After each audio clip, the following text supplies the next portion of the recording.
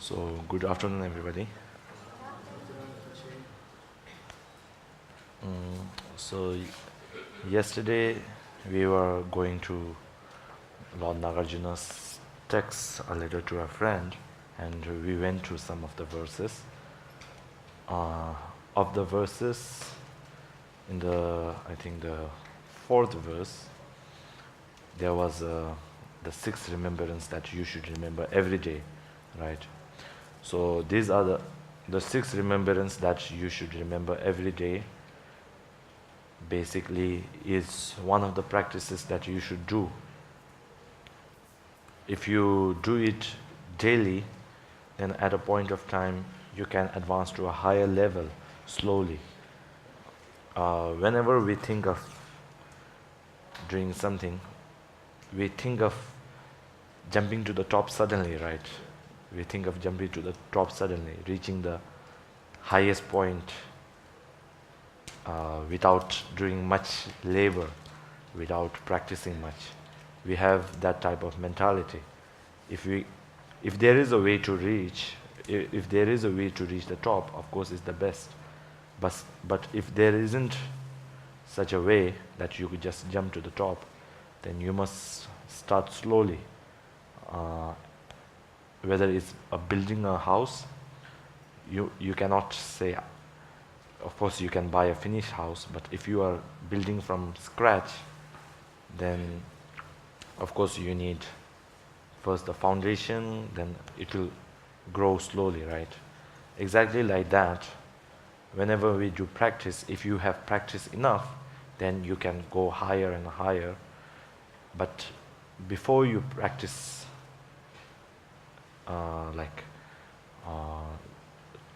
hard practices you must first practice the easier ones. Those are six remembrance. They should be easy to practice. The six remembrance were the Dharma, Sangha, Buddha, the three jewels. You should remember them every morning so that you won't indulge in negative actions. The basic teaching of the Buddha, Dharma and the Sangha is that you should not harm anybody. You should not harm anybody as in mentally and physically and verbally. So the teachings that you should follow is this. This is the most basic teaching. If you don't have the basic, suppose if you are a math person, if you don't know the basic addition and subtraction and like that, you won't be able to get more advanced in mathematics, right? So it's very important to have the basics. So that's what the three remembrance were, and the generosity and the morality. Generosity is something that we can do easily. So I'm just repeating yesterday's teaching just for sake of remembrance, just so that you remember. Generosity and morality, right? And morality is something that you should have morals. You should not kill, not steal, etc. like that. So I think we reached that part. I think we finished fourth verse, right? Was it the fourth verse? So today I'll be going to the fifth verse. So the fifth verse it's written like this: practice constantly the 10 paths of virtuous karma in body, speech and mind. Abstain from intoxicants and likewise take delight in a virtuous livelihood, right? So it's basically saying the same thing again and again. I may be repeating it again and again, but also the texts are saying the same thing again and again, that you should indulge in the 10 paths, 10 virtuous paths, and abstain from doing bad things. And if you, there is a saying in Kadam teachings, after you practice, how much you have practiced, you'll know at time of your death, right? How will you know? If at the time of your death, you die joyously, without joyously, that means you have practiced very perfectly. Then if you die without fear, that means you have practiced medium. And if you die without any regrets, that means you may not have practiced perfectly, but your practice is not very good also. And if you have to die with regret and fear, that means you have not practiced right. So if we have regrets like, now what will happen to me? Where will I go? At that time, we will know how much we have practiced. If you are a great practitioner, when you die, it will feel like of course you have a type of confidence that you are going to go to a good place, right? If you have not indulged in bad deeds and indulged more in the good deeds, you have the confidence that something good is going to come out of it. So it's like you going to your parents' home. Suppose you live differently, right? Then you going to your friend's home. Great practitioners feel like that. When they die, they don't have any fear. They die joyously, as if we are going to a friend's home. It's like that. So it's very important that you practice regularly, even though you won't be able to attain a type of attainment in this life. You will leave imprints for you to learn later, right? Suppose when we are children, we don't know whatever our parents teach us, right? We think of it as useless, but slowly, as we grow older, we tend to recall them, and that type of imprint will be there. So in this life, that type of imprints are there. So in the next life, the thing that you can carry in the next life is not your wealth, not your physical body, right? Not your physical body, not your, not your wealth, not your physical body, and not all the physical things that you have to live here. The only thing that will go from this life to the other life is your, mental continuity that is there. It will go to the next life. And the imprints that you have put on your mind, that will carry on to the next life. And it will affect you at that time. The physical, of course, we know that when we die, our physical body is cremated or burned and so on like that. But the things that we can carry to the next life are the imprints that we leave, the habits that we leave on our mind. So that's very important. So this verse simply is saying that indulge in 10 virtues constantly. Constantly meaning not once, not twice. Suppose it's like this. While you all have come here, after you go from here, for 1 hour you promise that you will not kill. And after that you kill. It's not like that. Constantly meaning every day, every moment, and making a promise like that. Also, in this text, there is this thing, abstain from intoxicants, right? Meaning, even though you may have intoxicants like alcohol, it means do not take it so much that you are drunk, right?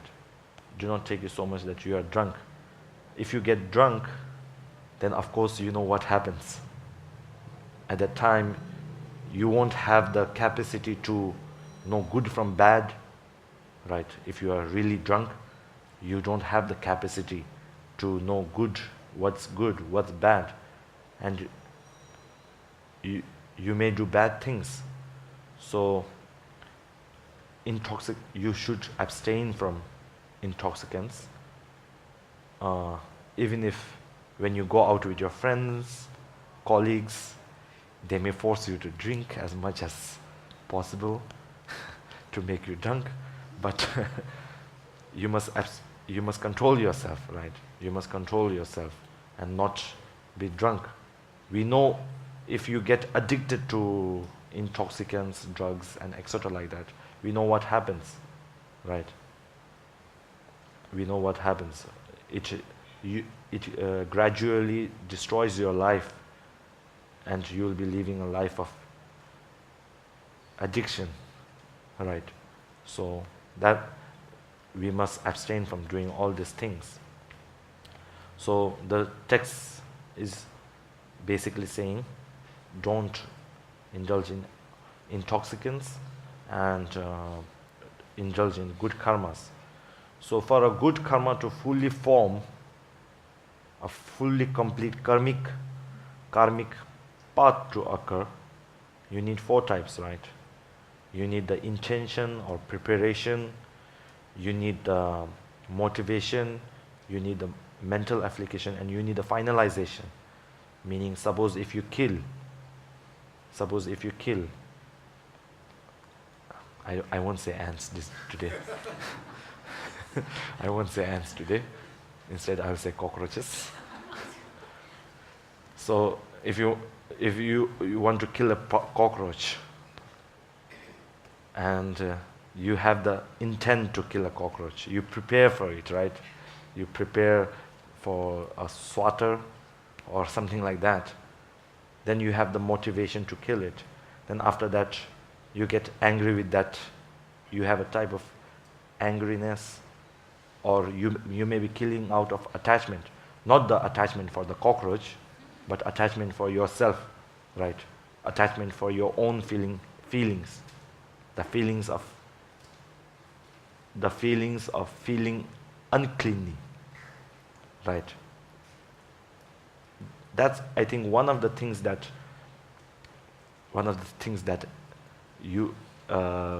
we should be careful. Why we kill ants and cockroaches? We may kill unknowingly if we don't see them, right? That's out of our control. But one thing that we are killing them is because we are not content with the cleanliness, right? It depends on the individual. We are not content, even though they may cause illnesses, right? They may cause illnesses. We must be careful of that. But them just going here and there, you get so discontent and you feel so disgusted. I say that? Disgusted with it being not clean. So in a matter of fact, you are killing because of your feeling of attachment towards the cleanliness of your house or cleanliness of wherever you live, your room or whatever it may be, right? So it's type of discontentment that we have. We must learn to live with that, right? We must learn to be content. Because I realized that in India, even though the people are poor, right? Some of the people are poor. In the poor people's house, even if they have rats running around, they won't kill the rat. So I think there is a type of being too attached to your feeling of being clean that we take a life of something other, right? So there is a part of your attachment playing part in the killing of the ants and etc. or termites, right? So it's very important that you do not do it. Of course, so I was talking about intent and preparation. After preparation, you have the motivation, right, to kill it. And mental affliction of either attachment or anger towards it. And after that, finalization. Of course, we know what that means. Finalization is swatting it or killing it and admiring it. So, admiring your work. So, these are the things that complete the karmic path. Even though you may have intent of killing it at the first time, you can stop yourself, right? You must have control over your emotions. You must learn to stop that. Even though you may have intent, you may think of it, oh, if I kill it, I'm taking a life which is precious. If you have that type of intention, if type of thinking coming to block the 4 things to occur, you had prepared, but you have motivation, but you do not finalize the thinking. That's one way of reducing the effects of the karma. Of course, we are not practiced, we cannot control that much, right? So that's very important. So these 4, you must be, if you have the first 2, you must recognize that you are going to do a bad deed and try to abstain from it before the finalization occurs, right? Suppose sometimes there is this type of killing that may occur. The finalization is there, but the intent and the motivation is not there. Suppose you walking on a road, you may not see the bug or anything, and you may kill it unintentionally. So intent is not there. So for a fully fledged karmic path to occur, you need these 4 things. So you must be careful when these 2 arise, intent and motivation arise, you must be careful to stop it right there, not let the finalization take part. The effects will be lesser. So that's the thing. So we also kill a lot by attachment, right? We have attachment to leathery products, is it? Leathery products made out of leather, and we kill crocodiles, snakes, and everything like that to where we are not happy by what we have, this cloth that we have, we still want more, right? So we have attachment towards that type of thing, so we kill by that. We kill unknowingly also, thinking that killing is good, right? Through ignorance. We kill by attachment, we kill by anger, we kill by ignorance. So these 3 are the main afflictions that you should try to control: ignorance, anger, and attachment. Yeah.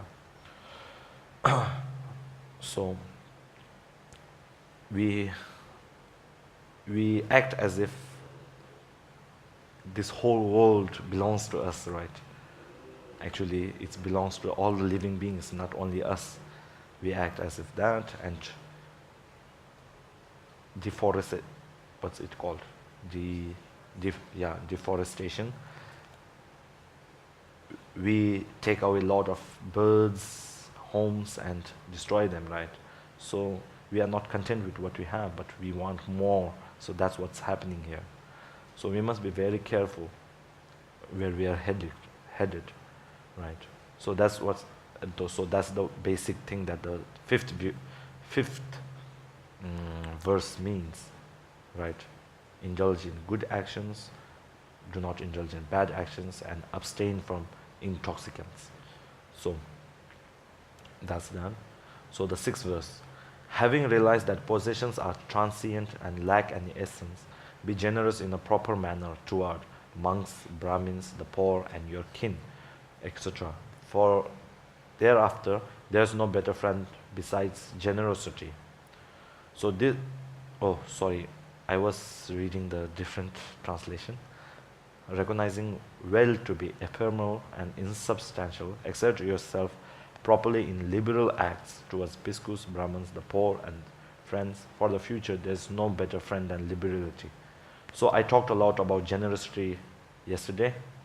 So in this, exert yourself towards generous acts in many things, right? Like giving the smile of, it's also being generous, right? And giving your time to others. Even if you are crossing a road, you can be generous, right? If there is somebody who cannot cross properly, you can help them cross, right?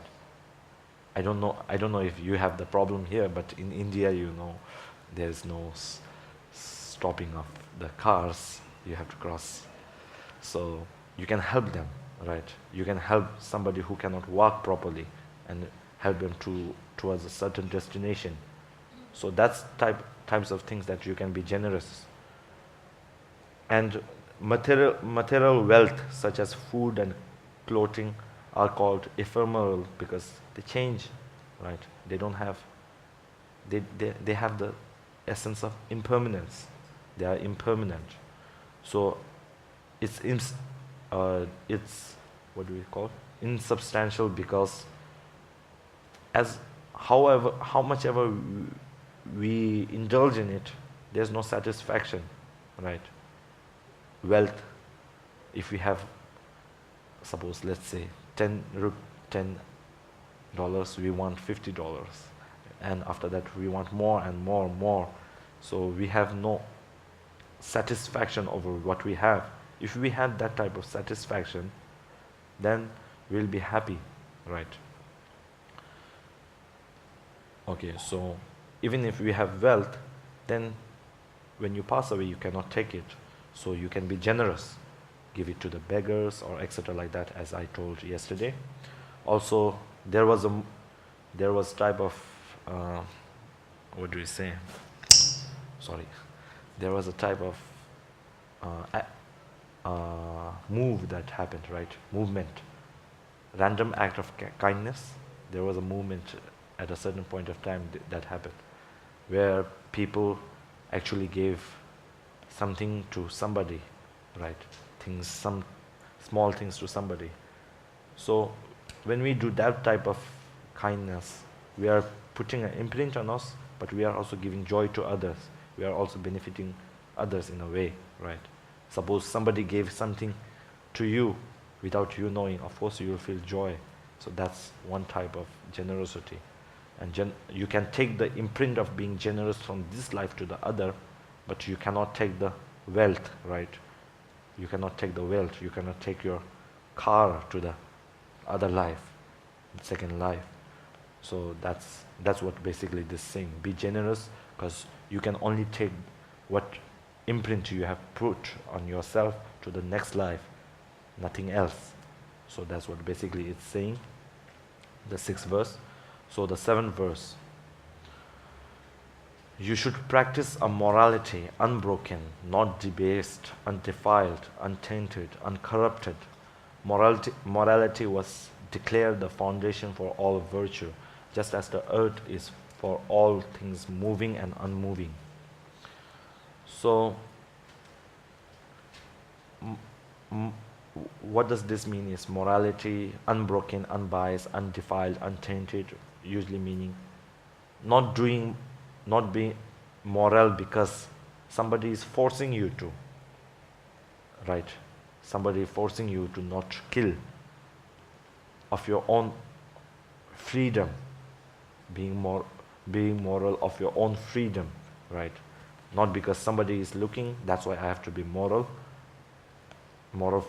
When somebody is not looking, I will kill. It's not like that. I will steal, I lie. If somebody doesn't know, I lie. It's not like that. Being morality undefiled, untainted, meaning not defiled by this type of thinking. Being generous without thinking of the benefits, right? Without having the want to get something from them. So that's one type of thing.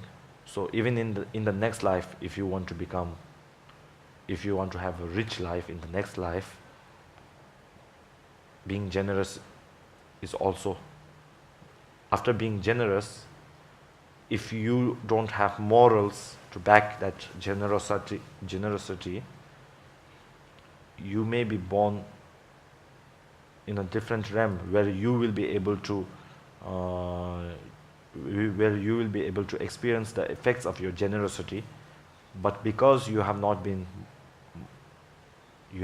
did not have good morals, you may have to experience in the lower realms, right? Suppose like in the lower realms, like what do we say, you have like good food and you are not hungry and all, but you have problem, you have the suffering of the lower realms, right? That type of suffering may occur. So morality in this sense actually means, after taking the refuge, do not harm others and benefit others. That's basically the simplest thing that you can put in. So the 8th verse, so this comes. So that's why Buddha has said the 6 paramitas, right? In the 6 paramitas, he has first said generosity. After that, it's morality. After that, it's patience, effort, and meditation, and likewise. So this, in a way, is a way to practice, right? Way to practice. In the Madhyamika Sutra by Lord Chandakiti, it said, if you are really poor, if you are really poor, then of course we won't have the capacity to go to attend dharmas. We won't be able to do dharmas. I'm speaking in a general sense. Of course, there are like specific some of individuals who can do, even though they are poor. But if you are poor, we won't have the what do we say, privilege to go from one place to another, right? Suppose His Holiness is giving a teaching somewhere, we have the privilege of going there and listening to his teachings and etc. like that. So being generous is one thing that you can apply to your practice of dharma also, right? So in Madhyamika Sutta is actually said, all of our material happiness is because we have some type of wealth, right? Material happiness, not the physical happiness, not the mental, right? If you are, if you didn't have that privilege, of course you will suffer more than you are, right? So that's what it's saying. So the first is the generosity. After that is morality. So this is the actually the this in the 8th verse is actually the 6 paramitas, right? Liberality, morality, patience, effort, meditation, and likewise wisdom. Develop this immeasurable paramitas, and having crossed the sea of existence, become the Lord of victors. So actually there is a difference between being generous and the paramita of generosity, right? These two are different things. Of course, you can think of your own life. Oh, I want to have good life in the next life and be generous. That's self-centered thinking, right? Wanting good for yourself. But the paramita of generosity or liberality is that you think of others. If I am generous in this life, in the next life, I will gain good wealth so that I can help others. In that type of way, the generosity and the generosity of paramita is different, right? So being in this, it's called liberality, right? Liberality means not having the attachment to things, that you cling to it, right? You cling to it and not let go of it, but having the capacity to let go of it, right? So that means liberality. So liberality and morality, of course, I have talked a lot, so I won't be talking that much. The entire Mahayana path of the Bodhisattva's path are in these 6 paramitas: liberality, morality, and wisdom, and the 6 paramitas. So today, as I have already talked about this too, I'll be talking about patience a little. So what does patience mean? What does patience mean, right? Patience is having the capacity to accept what is happening, even though whether you are suffering, or having the capacity to accept that, right? If you don't have patience, if you don't have patience, it's patience actually means like not worrying over what's happening and not stressing over it and not being uncomfortable about it, right? Having some type of relaxed state about it.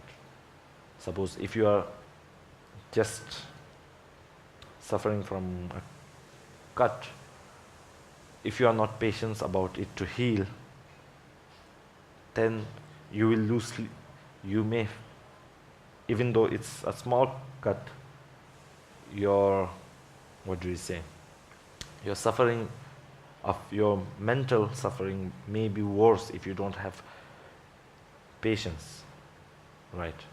Suppose if you have a, I'll tell from my experiences. I had broken my leg a while ago, right? 4 or 5 years ago. At that time, it was taking so long to heal. As it was taking so long to heal, I was becoming impatient, more impatient. It healed a little, again there was a type of, what do you say, type of little wound occurring again and again. So I was getting impatient. I was getting a little impatient, thinking, why is not healing properly? So I realized that when actually it was not even painful, there was no physical pain, but it was just a small type of pimple type, which will come and go again and come and go again. Because it was just, it didn't have any pain, but it was just occurring at the time for a long time. So I was getting impatient and tried to practice patience. But of course, if you are not very practiced, it's very hard to do that, right? Then, even though there is no pain in the physical state, in the mental state, you are worried and stressed that this is not going to heal, right? It happens to the, even if it's a small cut. So, you must practice patience. You must practice patience, because patience is something that gives you the capacity to not be stressed if something bad is happening to you, right? It's one of the things that you should have, you should practice. And how do we practice patience? Is the simple thing as I told you before, reflecting on the good karma and the bad karma. You must reflect on the benefits of patience and reflect on the shortcomings of not being patient, right? If you reflect on them, then slowly you can practice more and more patience.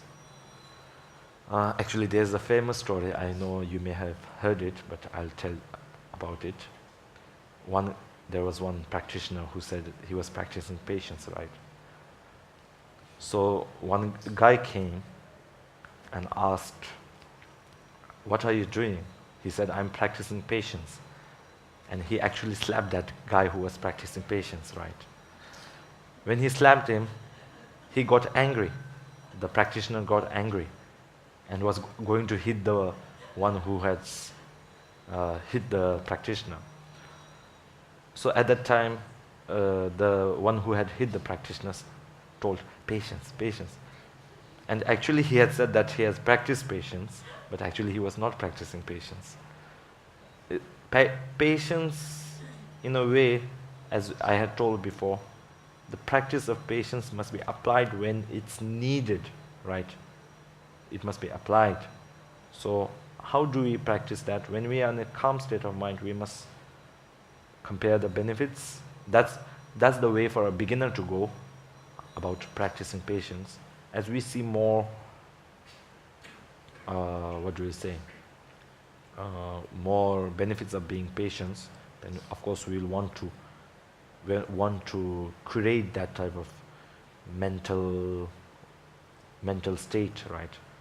Suppose thinking of patience, of course it's hard if you have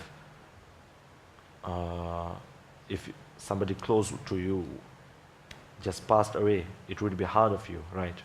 But if you think of it as a fact of life, it may make you more patient towards it, right? You may not be so stressed, so worried about it.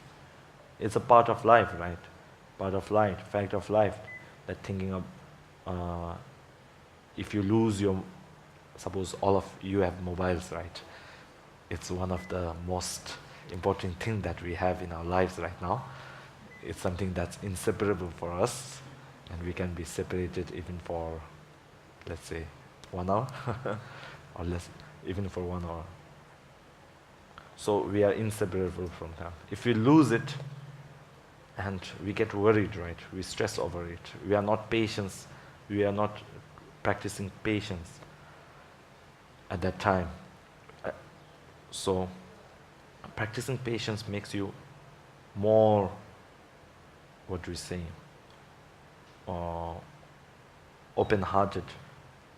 More open-hearted, meaning you can absorb the, what do we say, the pain or stress that you may have, right? So if we lose something, suppose we lose your mobile, what's the sudden thought that will come to you? Who stole it? Where is it? And you may just, I have had that feeling, so I'll tell you. Before, when I was like 7 to 8 years old, we used to have Game Boy, right? Game Boy, if you remember. And I used to play that a lot. So sometimes when I misplace it as in the side where I don't remember where I placed it, I would get uneasy and search for it everywhere, thinking somebody has stolen it. And there will be like a type of emptiness, emptiness that's filling your life, right? I think to understand emptiness, you should be separated from your mobile, so you feel like empty. So that should be one way that you could practice emptiness. So jokes apart. So at that time you feel like type of empty, and you feel like I can't even, at that time we can play only at holidays, so we would be wanting to play it so much that we won't have the patience to slowly search for it. We want it right now only. So that's the type of thing that I'm trying to imply, is that if you have patience, you may have a calm state of mind and just search for it and find it. But because you are not patient enough to do that, and you are in a hurry state of mind, you would not think properly and think somebody has stolen it. Later, when you come to the realization that you had misplaced it, then you will come to the realization, oh, why did I have to worry at that time? So it's type of that. Being patient has benefits. You can compare them, and you would have the capacity to endure the hard times if you have patience, right? So because of patience, the bodhisattvas are able to bear the sufferings, able to bear us, right? Able to bear us, so able to bear the, what do we say, the austerity, is it? When you do hard work, if you get type of tired, effort is also there. Also effort and patience could come together. If you have the patience to bear the, what do we say, tiredness of the hard work. Perseverance to bear the effects of the hard work. Tiredness, it should be like this. If you have the patience to bear the tiredness, it also comes together with the effort, right? Perseverance, as we said. So that's very important.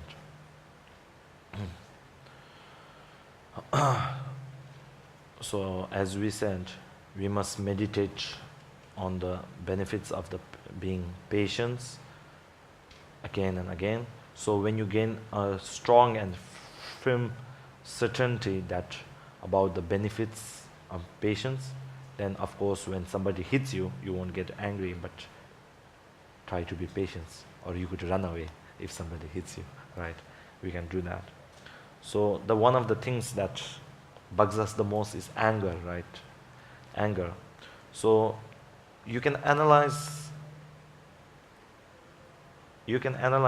where, to whom you are getting angry, right? If you are getting angry at somebody, then you can analyze like this. You can question yourself, is me being angry justified?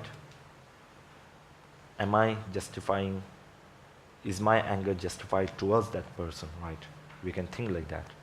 So when you analyze that like that, you will start to realize that being angry towards that person is unjustified, right?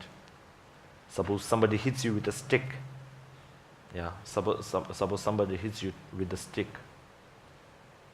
Okay, I'll just divide it into two so you could understand better. If there's somebody who is crazy, right? If there is somebody who is crazy and they are a good friend of yours and their mental state of mind is not, they may be crazy, or as we say, what do we say? Psychotic. Yeah, they may be psychotic. And if they take a stick and hit you,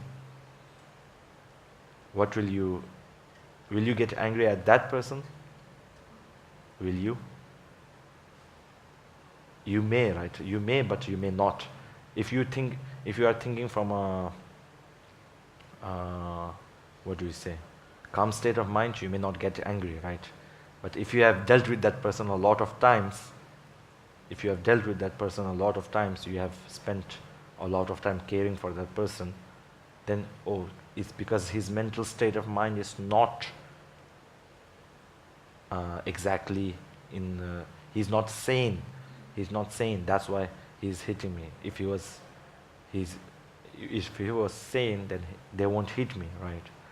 So if you look at that, you are not getting angry on that person because you think that person is sane, right? That person is, not sane, insane. That person is insane. We are hitting that we won't get angry. Exactly like that, we are all insane. How are we all insane?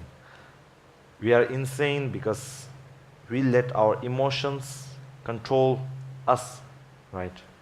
We let our emotions control us. Suppose that angry person, the one person that hit you, why did he hit you? Because he was in the control of his anger, right? They may be in control of their anger, and they may be insane at that point of time. I'm not saying we are insane because we are all insane. I'm not saying that, of course. When we are angry and all, we become insane, right? We become insane. When we are angry, we cannot differentiate between the good and the bad. When we are angry, whatever you think at that moment is right. But later, after you cool down, after your mind cools down and you analyze whether at that point of time what I was thinking was right, you may find that you were wrong, right? Suppose, let's say, I say this is a cup, right? And somebody else says this is not a cup. This is not a cup. And this is, what do we say? This is a bowl. Somebody can say that. And we may get into an argument and get angry over each other. You may have a different perspective of thinking that this is not a bowl, and I may have a different perspective of thinking that this is a cup, right? It may be just different perspectives that's causing it, right? So what I'm basically saying here is the one that hits you, there is no difference between the ones that hits you, right? They may have a time when they are sane, but the person that you cared for and is insane, and the person that hit you, there is no difference between these two persons, right? The crazy person who hit you, the psychotic person that who hit you, you won't get angry at them because you think they are psychotic. Also, we can train our mind to think, if somebody hits us, we can train our mind to, think that person is insane, right? In control of their emotions, of angers, right? We must not think of them in a bad way, but that's not thinking of them in a bad way. That's actually the fact, right? They are acting upon their impulses, so we can term it as not in the state of mind.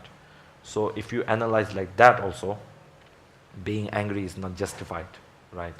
Then if you analyze from a other type of way, whether the harm is direct or indirect, then of course, then the direct harm that's causing you harm, direct thing that's causing you harm is the stick, not the person.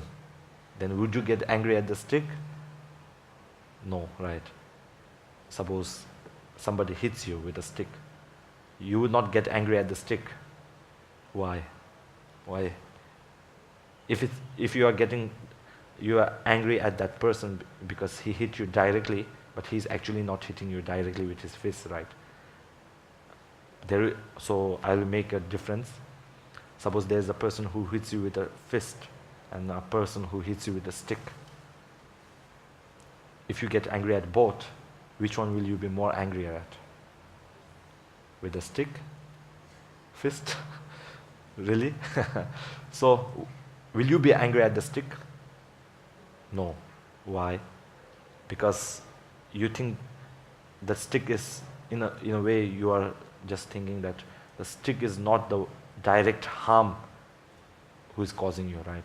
The direct harmer is the person. So if you go more deeper and analyze on that type, if you go more deeper, you would find even the person is not the direct harmer. If you go more inside, you will find out that their emotions, their inability to control anger, right? Their inability to control anger, their emotions like anger, ignorance, and attachment to themselves, their impulses, are the indirect cause. So if you are angry, you must be angry at those emotions, not him, right? So this is one type of analysis that you can think when you are in a calm state of mind. And also you can think like that. If he harms you, if you harm him back, and if you get angry, the harm that which they have already done, will it be undone? It won't be. Sorry. Suppose somebody hits you and you get angry at that person has already hit you, right? It won't be undone. And if you hit them, isn't necessary that they won't hit you back again, right? So we can think like that also, like it can be undone. So what's the use of getting, as we say, what's the use of crying over spilt milk, right? Spilled milk. So what's the use of getting angry if what harm he has done cannot be undone, right? Sometimes we get angry over little situations. When we are walking on the road, if somebody just bumps into us accidentally, even though it may be accidentally, we may get angry, right? Why do you bump into me? Can't you see? We may say like that. So we must see whether our anger is justified, right? So this type of things are there. So you can think like this. You're getting anger because you just experience a small physical pain and you getting angry. That anger is, as I told you yesterday, if you do not dedicate your good merits, the anger is destroying, right? Destroying, and what do we call it? I can't remember. Diminishing the effects of your good merit. It's destroying your good merits. If you have not dedicated the good merits, it's destroying your good merits and creating an effect for you to, creating a cause for you to experience in a later in the hell realm or so on, right? So of course if you think like that also, you would have a just like, it's like this.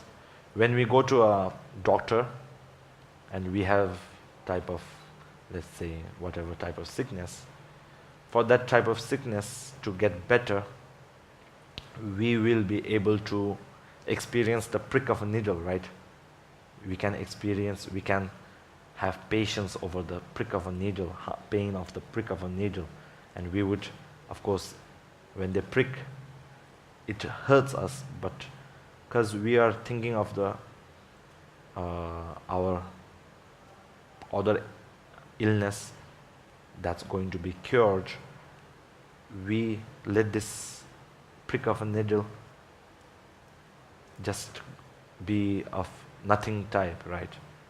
If somebody else, if you don't go to a doctor, if somebody else wanted to prick you with a needle, what would you think? You would, of course, get angry, right? You would get angry. But when we go to a doctor with a certain type of goal in mind, then we don't get angry with the doctor and don't hit the doctor, right? So exactly like that, you wanting happiness in this life and the other life, you have a goal that you want happiness, right? Of course we all have a goal. Of course we all want happiness. Then having that goal in mind, if you get angry at them, then you are not fulfilling that goal, right? You are not working towards that goal. You are causing that goal to not be fulfilled.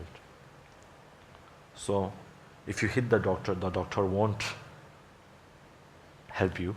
Doctor won't help you. So it's exactly like that. So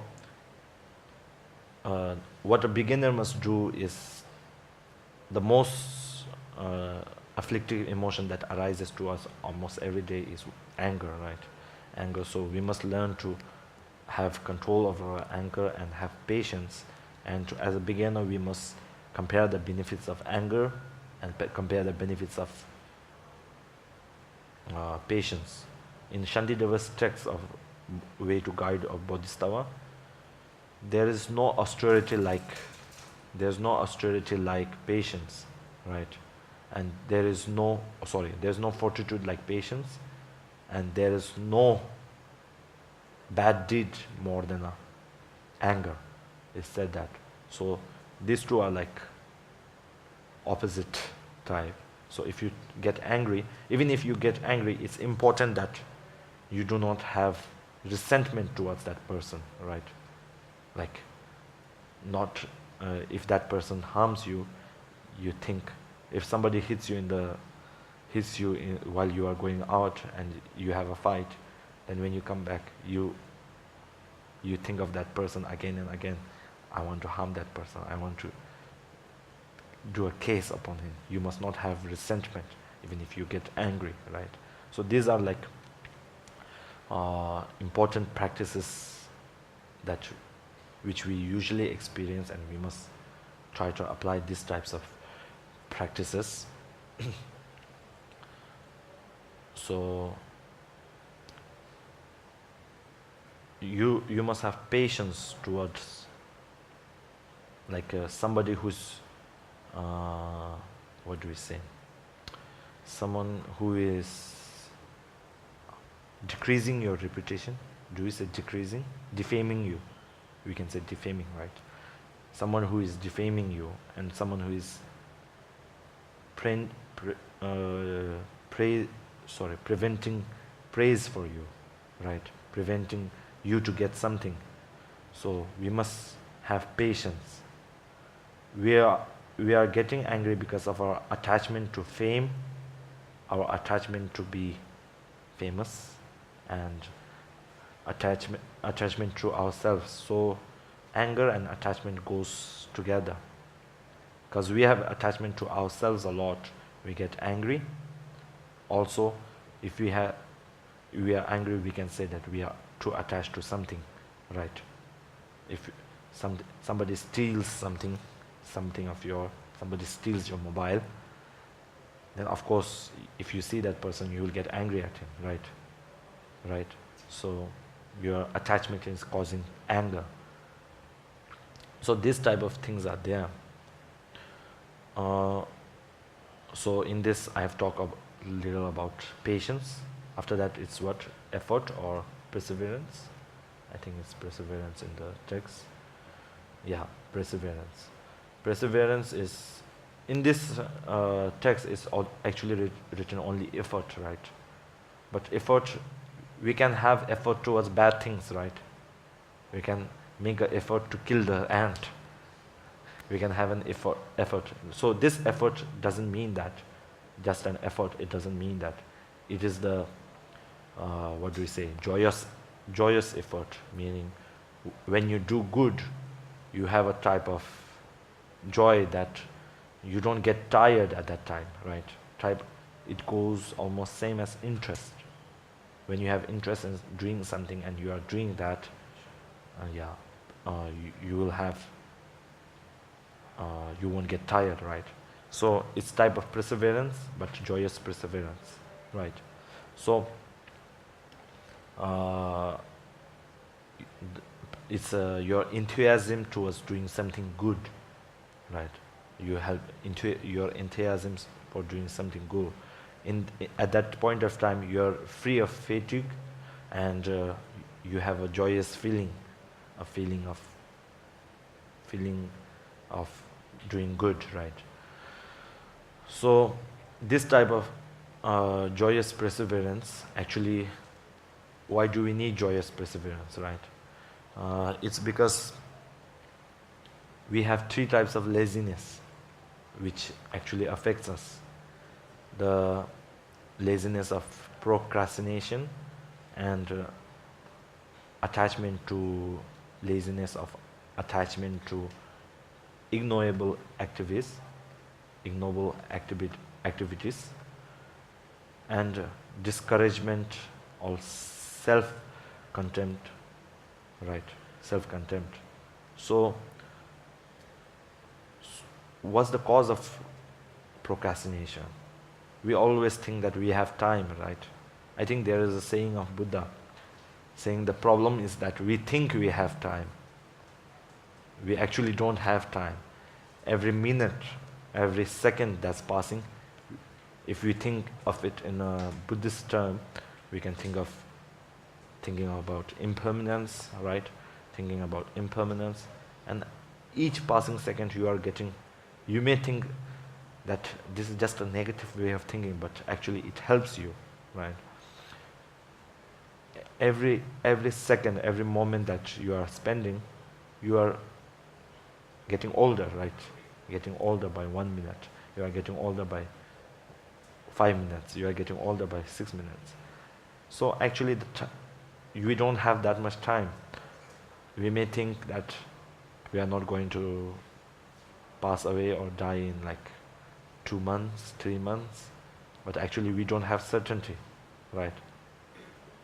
Something may happen that we just pass away. That's impermanence.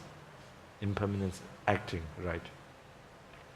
So the problem is that we think we have time, so I won't be talking much about this, but we have to think about impermanence and etc. so on like that. So ignoble activities, right? Ignoble activities. What is ignoble activities is we indulge too much in non-purposeful activities, right? Talking senseless talk, like that type. So this type, we must compare the benefits of what we are doing. We must reflect on ourselves. So, and one is the third laziness. You can get rid of this third laziness through thinking about a goal, right? What goal you have, what purpose does this have? So, as I have talked about patience and what's that, effort. Now you may be asking, how do I apply it in our daily lives, right? Of course you can apply perseverance in your daily lives. If you have work, or if you have some type of project that you are doing, do not say that I'll do it tomorrow, and just leave it at that. But we can, what do we say? We can do it right now, right? We can do it right now if you have time. If you have time, meaning if you are not indulged in other activities. So we can, of course, use effort and apply it to our daily life that way. Also, our effort for doing dharma. We think, tomorrow I can practice dharma, right? We think like that. Tomorrow I can practice dharma. Tomorrow I can go to get dharma and all. But we must keep in mind that every moment is passing away. So every moment is precious, and how much ever we can indulge in benefiting others and not harming others, that's better, right? So we must keep that in mind and reduce our laziness.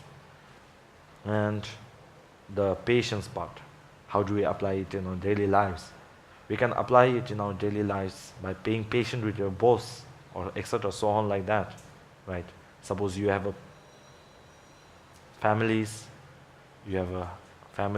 you can be patient with your families, right, while talking. Or if your parents are old and they don't understand technology, right, that type of things happens. Of course, one example I can give myself, my mom and dad, they are not very good at technology. So while they may, because right now it's type of a, what do we say, the technology is so much that it's everywhere in our lives. We can be patient. We cannot just get angry when they ask, what is this, how to start this. They may ask, right, if you have an old parent or something like that, they may ask, and you not getting angry, you just teaching once, they may not remember it. You may have to teach it twice, thrice, or so on. So being patient in that regard is also important, right? Not getting angry with them so easily, being patient with them, right? And also with your boss, employer, right? If your boss is always scolding you, you can practice your patience at that time. That's one of the basic things you can do in your work, right? Of course, you cannot shout back at your word. Boss, if you shout back, you may get fired. But you can practice your patience and apply it in our daily lives, right? So that's the way that you can apply these things in your daily life. And if you are suffering from illness, you may think, why I'm not getting, you may become impatient for this illness to go away. But as I told you before, you may practice Tonglen, which is giving and taking, giving all your happiness to others and taking all the pain from others, right? That type of thinking may also help you be patient if you are in a state of pain, state of illness, right?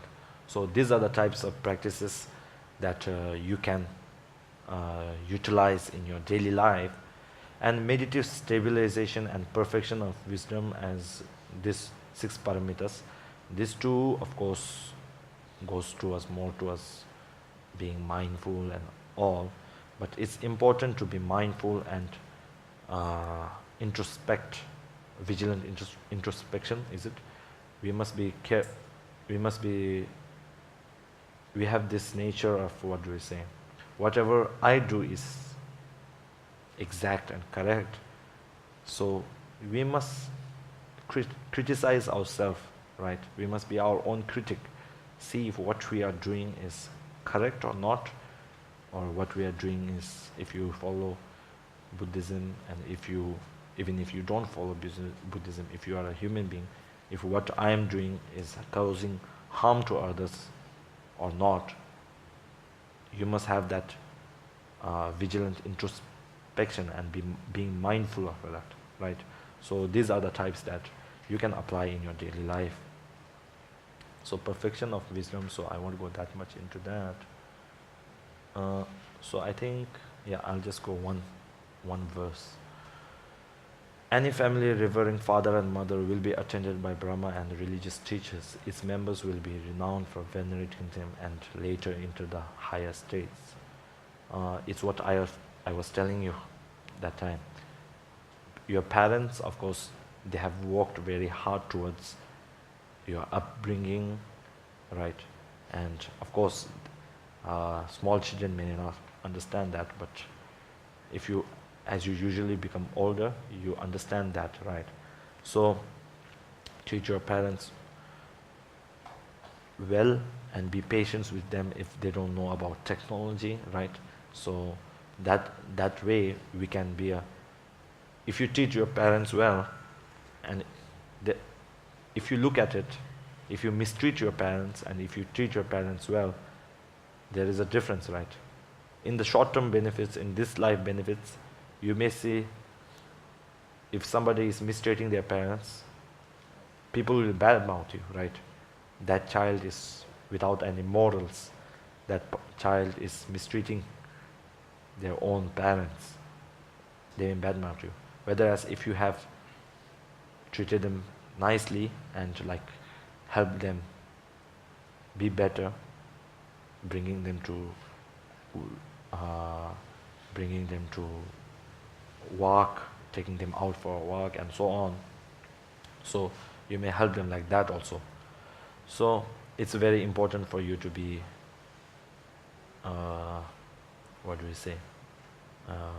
treating your parents well. If you think of it in a Bodhisattva's point of view, everybody becomes our parent, right? Because of the lives that we have to take, we have so much of lives that we have taken rebirth, right? So everybody has at one point of time became our parents.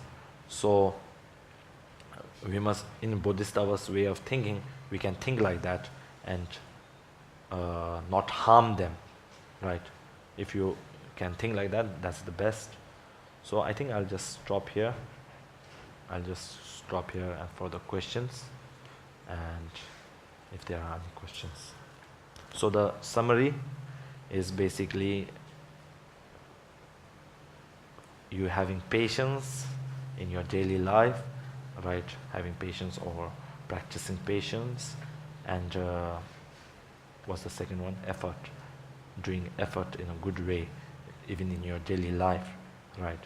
And the most basic thing that I think I've been talking about every day,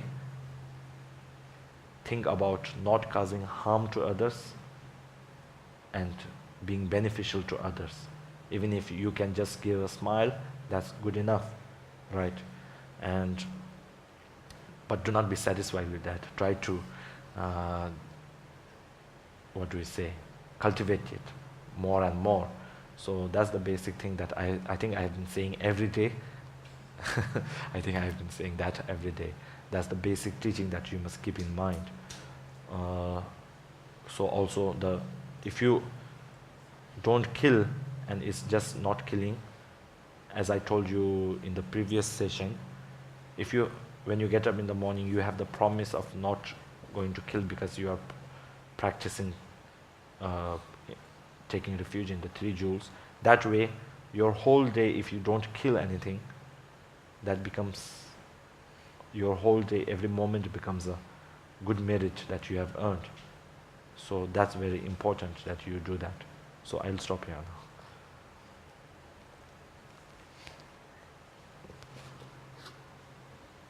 Questions?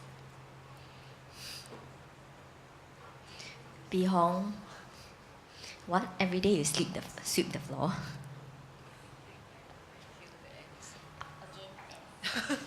I would like to ask regarding like in our working life, morality.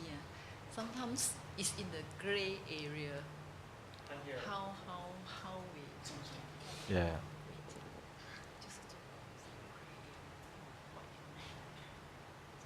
Her question is sometimes at work there is no definite black or white, so it's a gray area. So her question is how should we act? Gray area meaning. Do you have a scenario? Okay. Yeah. So, actually, like meaning you are. So the basic thing here is, if you are not harming others by doing that, right? If you are not harming others, if you don't have the intent, even though while doing some type of work we may unintentionally harm others, right? We don't have the intent to harm others, but we may harm others, right? Suppose we create a project or something, we may not have the intention to harm the living beings that live nearby, but we may harm them unintentionally. So that type of things, that there are some type of things that we cannot control, but it's from your side or from anybody who is practicing Buddhist Dharma side, it's very important for you to not have the intent of harming others, right? Of course, if we have to become perfect, then we'll go and have to live somewhere else. But of course, that's something that we cannot do. That then we must, of the 10 virtues, right? 10 non-virtues. That's something, most of them, that there's to a certain degree that you can do. Non-killing, non-stealing, and what's the other one? Sexual misconduct, and lying, divisive speech, senseless speech, gossip. There's a certain point till which we can do, right? So practicing doesn't mean, as I've told before, you have to fully drop everything. Being like in the yesterday's example, it was being generous doesn't mean you have to give everything. But you can practice till a certain level, right? You can practice till a certain level. So even though there is no white or no black, there is something that's gray in the between. You can reflect whether it's harming others or not, right? If it's harming others, if you have no choice, then I don't know what to say to that. But if you have a choice, it's better not to do. But it's very important that you don't have the intent of harming. Another question is, yes. If you work in the industry, What?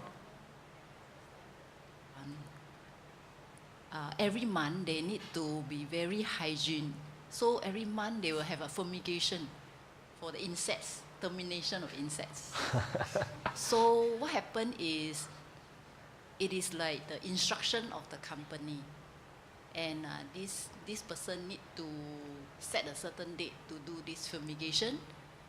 And is there anything that we can pray that all these insects, you go your own way, so that this day they are coming already? Of course, we can't. Of course, we can't tell the insects to go away. But these are types of things that we don't have control of, as I have been telling from previous sessions. These are types of things that we don't have control of. But we can be guilty and pray for them. So pray for them through the 4 powers, as I have told previously. 4 powers, we can pray for them through the 4 powers, so that they don't have to suffer like this anymore, right? They may take a precious human rebirth. We can pray like that and but of course, if you want to remove all the insects in the world, we cannot do that.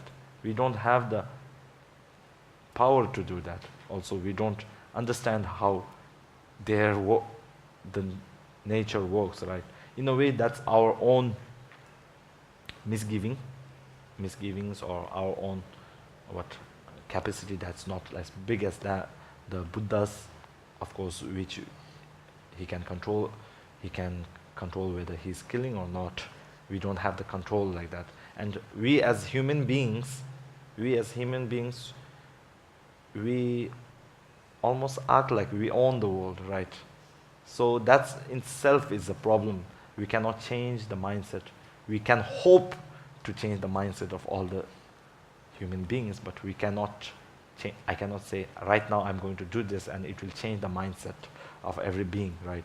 But we can hope that it will certainly improve over time. But there are some things that we don't have control over. So, but we can pray for them, saying, hope that they don't have to suffer anymore, and pray for them. That's the least thing that we can do. Any other question?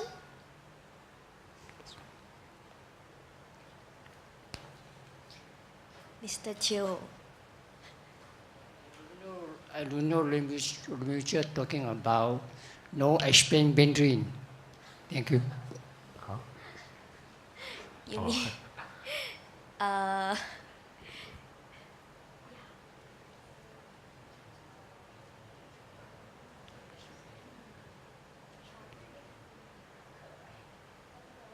okay. Any other question? I'll talk to Mr. Teo. Yes, Andrea.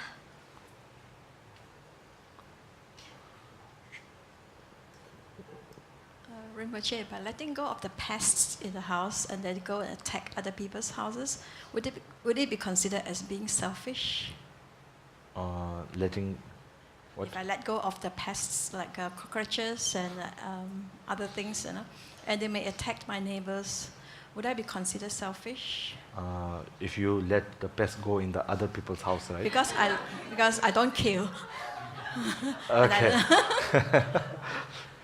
I think I should put a pest control company here.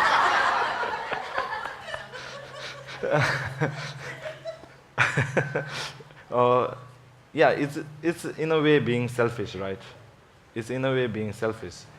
You saying that you don't want pests in your room, and I want a clean room without pests, and letting them go into some other people's house, that was your question, right? Just let them go with the intent of going to attack other people's house? Yeah, if you free them, then if you don't have the, as I told from before, if you don't have the intent to, if they, because they can go wherever they want, right, if you let them go free.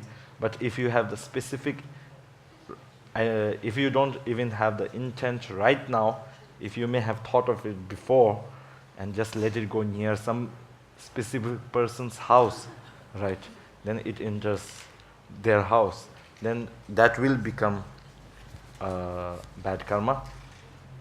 But you removing them from your house also is, in a way, attachment to ourselves, right?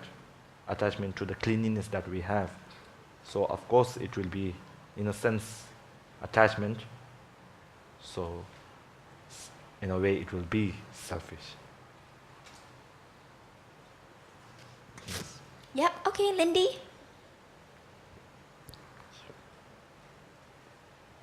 Rinpoche, I want to ask a question regarding, it's referring to yesterday's Yes, of course. lesson regarding the word rejoicing. When we see some people do virtuous deeds and we rejoice in their efforts, Yeah. how do we, and we don't know the person, how do we participate in that rejoiceful mood? You understand what I'm saying? Now, how do we participate in what they're doing? Do we visualize that we're also doing the same deed? Or, because sometimes we cannot. Yeah. Okay, I got it. So your question is this, right? If we see somebody doing a virtuous deed and we rejoice In that. how to rejoice? Yes. How to visualize or? Yes, because if we, very specific, that we see somebody give money to a beggar. Yeah. Okay. But you are in the bus. Yeah, You yeah. cannot stop and go and give. Yeah, yeah. But you of are course, happy. Yeah, yeah. Of course, of course. Yeah. I got it. So the art of rejoicing, the art of rejoicing is like, I should not call it art of rejoicing. The rejoicing part is like this. When you admire something and hope that you would be, not through jealousy, without jealousy, with a pure heart, without any negative emotions, rejoicing them through the bottom of your heart and admiring their work and hoping that, have a hope that I did not have the opportunity to do it now, but hope that I would have opportunity to do it later. And when you get the opportunity, if you do it, then that becomes the best rejoice ever. But even if you don't have the privilege to do it, you just rejoicing and admiring them from the purest of heart is one of the best things. Just rejoicing, meaning how do you join in that rejoice, is you just admiring their work. That much is enough to rejoice in their work. You don't have to visualize anything, or you can visualize as not visual. You don't have to visualize. You can visualize as if you giving the beggar something. Not just put at a visualization, but if you can do it later, you can do it, right? But admiring their work and feeling really happy about it, that's what rejoicing is about, right? But not feeling jealous and not feeling let down that I could not do it, but being happy that they did benefits to others and they help others be happy, and you also being happy in that moment of that of that act is you rejoicing. Does it make sense? Okay. Any other questions? Okay. Who? Okay. So these two will be the last questions. Okay. Rinpoche, I want to ask, I have a friend who is also a Buddhist, but the thing is she is having a relationship with a married man. So as a friend, how am I supposed to maybe give advices on what basis, if you are breaking the 5 precepts, right, the sexual misconduct one. So how I'm going to give advice as a friend? Is it because of this you will go to a lower realm, or on the basis of not harming others, like you say just now, right? Okay. So I'm in a dilemma because I really don't know how to, okay, what things to say. I didn't get the question. You have a friend who is in a... Yes. She is in a relationship with a married man. Okay. So that means the 5th precepts, yeah. So as a friend, so I don't know how to advise her. On what basis to advise? Is it basis on, if she's going to do that, she'll go to a lower realm, or not harming others as a basis? So okay. I would like to ask. That depends on the individual, right? So if you really know her, and if she is a real believer in, if she really has the faith of going to the lower realms and all, then of course you can use that as a basis to advise her, right? Then of course it's one of the 10 non-virtuous things, right? So of course it's one of the things lying, right? It's lying. So on a basic level, that's not good, right? So lying is not good. So you can, if you think from that perspective, you can do that. But if you want to advise her from a 10 non-virtuous perspective, then you can advise her from that way. That depends on each individual. Each individual, they tend to react to different things differently, right? We cannot say this advice will be good for this person, but if you really know, then you can try that as a way to advise. So hope that answers. Yeah. Sorry, Rinpoche, ask this question. Every day we do the Vajrasattva cleansing, we promise that I will not speak ill of other people's fault. Every day I break. So is there any tips that can train in such a way that my mind comes first before speech? Okay. It's always the speech comes first before mind. Okay. And trying, and then, sorry, every day I need to cleanse. Could you repeat, because I didn't hear properly? That means, is there any tips that you can advise us to have to think first before speech, before speaking? Okay. So the thing is that, I think you said something like this. So she said every day she engages in Vajrasattva purification, and she makes a promise, because there is promise that you make, and she makes a promise not to speak ill of others, but again every day she ends up breaking the promise. So every day she needs to do cleansing and purification. So she says, she asked Rinpoche if there's any advice if you can give to think before we speak. Okay. So as I told you, these two, whenever you do some type of practice or whenever you indulge in daily deeds, these two are one of the most important things. One is being mindful of what you are doing, right? Mindfulness of being mindful of what you are doing, and one is vigilant introspection, right? Trying to see in a usual day, trying to see what you are doing and not what you are doing is right or wrong, or whether you are breaking the promise or not. If these two become strong, if these two these two mind becomes strong, then the vigilant introspection is this. You having the mind that, of course this comes from a lot of practicing every day, and every day it slowly becomes like a habit, and that it comes, involuntarily, without we having to rise it with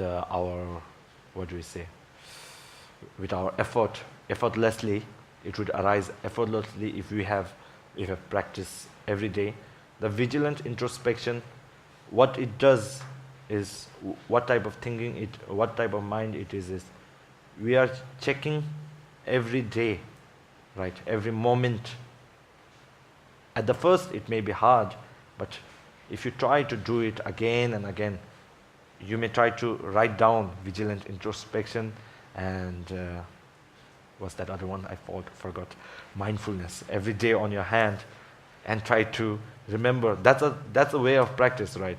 So practicing every moment that you can be mindful of what you are doing, right? But it is hard, of course it's hard unless you practice a lot. Then vigilant introspection is whether you did is right, it's inspecting whether you did is right or whether you did is wrong, or if something afflictive, some type of afflictive negative emotion is rising up, you stop it from rising up. Vigilant introspection does that. So that type of thinking, like you being mindful of what you do right now, and you having the, not say worry, but having the type of, mind in the, you type of having the habit of inspecting your actions, what you are going to do later, will help you in a way stop breaking the promise, right? So actually it requires a lot of practices. As I told you before, even the bodhisattvas get angry for other reasons, right? So it's not that we can just become not lying, not breaking promises. Every day we may unknowingly, not knowingly, unknowingly break the promises. And when we think of it, it's good that you know that you are breaking the promises, right? It's very good that you know that you are breaking the promises, and try to change it slowly to vigilant introspection and mindfulness, right? These two are if you practice these two every day, slowly, whenever you are going to do something bad, that because you have practiced vigilant introspection, it will stop you from doing that bad thing, right? Block you from doing bad things. And if you have broken the promise, of course, unknowingly, then of course you can have the 4 powers to remedy it, right? You can remedy it. I'm not saying that you can do anything and the 4 powers is remedy it. If you must not indulge in the bad acts, but if you accidentally indulge in the bad acts, you can remedy it through the 4 powers and again practice. Because we are untrained, of course, we break a lot of promises that we have done, right? But remedying it and again practicing and promising that we won't do it again and again, because of one thing is because of our forgetfulness, right? We forget that we made a promise and we do it, and after that we remember it. That's because we are not mindful enough. If mindfulness comes, then the forgetfulness would gradually lessen. So that would help in a way to put more of a practice into fruition, right? So that's the only way that I can suggest you. I cannot give you something to eat that would suddenly make you unforgetful and not break promises. So that's the only thing. Okay. Thank you. Thank you, Rinpoche. Okay.